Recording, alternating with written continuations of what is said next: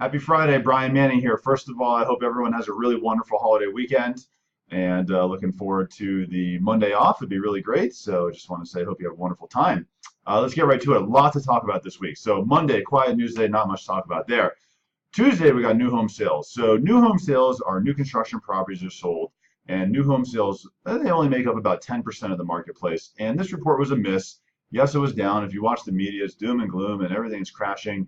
But keep in mind, new home sales last month was the second strongest month in the last 9 years, and it was revised even higher. So it's hard to have these reports that come out month after month and stronger and stronger and stronger. We're going to see some misses here and there. Overall, still a strong report, even to see the prior month revised higher, unbelievable.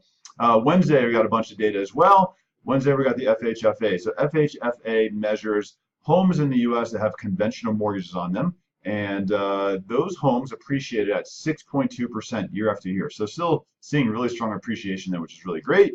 And we also got existing home sales. Existing home sales for the month of April were down 2.3%. Again, if you watch the news, CNN, the doom and gloom, this is horrible, the world is ending. But keep this in mind. Prior month, new home sales that we're comparing this to was the strongest in the last 10 years. And inventory is down to some of the lowest levels ever. So when your inventory is so low, existing home sales are going to be more challenging. We're going to see tight reports there, so it is what it is.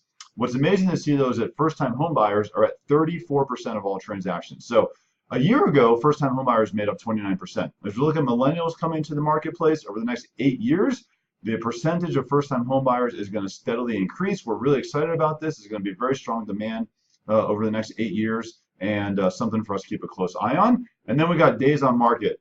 Days on market was 29 days, the best report ever in the history of U.S. housing market. 29 days, unbelievable. Also Wednesday, probably the most important news of the week was the release of the Fed minutes. So everyone in the mortgage industry and the bond markets has been waiting to see what's going to happen with the Federal Reserve and their minutes here. So specifically, this is all revolving around their balance sheet, the $4.3 trillion that they're holding in mortgage-backed securities. So right now, what the Federal Reserve does is anytime one of their mortgage-backed securities gets paid off, they're taking that money and they're reinvesting into the bond market and they're buying more mortgage-backed securities. Right now, an average of $30 billion a month, the Federal Reserve is reinvesting into this. And they've known for a while they have to taper out of this. So, and the Fed minutes, this is the first time it was released really in more detail, done very intelligently. They're putting a lot of thought into this, and they're finally giving some feedback on how they're going to taper. So initially, they're thinking the tapering is going to go set up a cap on the amount that they're going to reinvest into mortgage-backed securities, and it's going to be reviewed every 3 months. And every 3 months, they're going to slowly taper this cap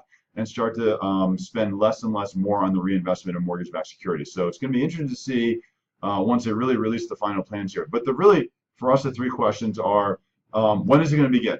A lot of people think probably the end of this year. Probably, I would agree with that. We'll have to wait and see. Second is, what is the amount of the initial cap? If they're reinvesting $30 billion a month right now, the initial cap, how much is it going to be? We'll have to wait and find out. And then what is the monthly cap going to be?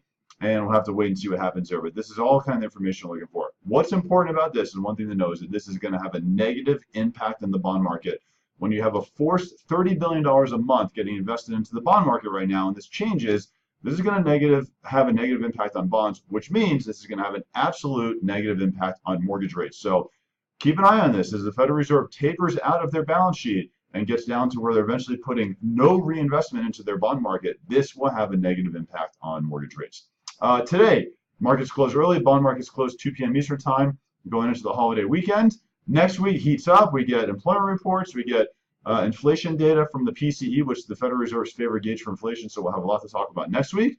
I will be around all weekend. If you have any questions, any clients you need assistance with, give me a call, including Monday. Love to help you. Love to be part of your business. Happy Friday. Have a great day.